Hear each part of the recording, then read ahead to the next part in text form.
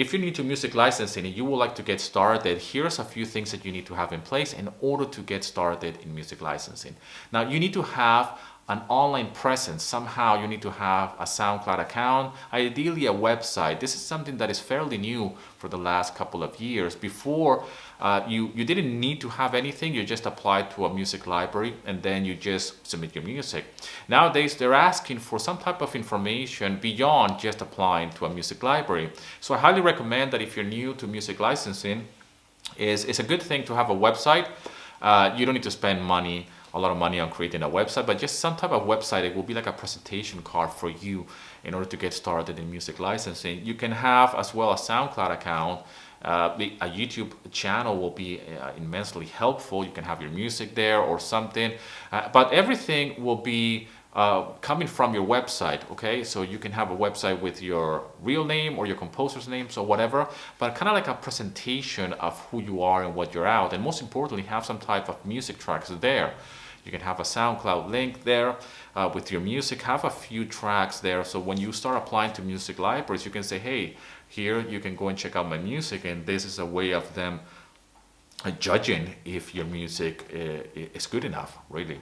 But this is a good practice, and you can always update this as time goes by, and you can always keep adding music to your website or to your SoundCloud account. This is a good practice, okay, from day one in order to get started in music licensing. When I got started, this was not required. So I didn't have a website. I still submitted to a lot of music libraries in the beginning, but I did have a SoundCloud account. Some libraries were asking for a SoundCloud link, so I had to create one on the go and put some music there. But I already had music selling on different libraries at that time.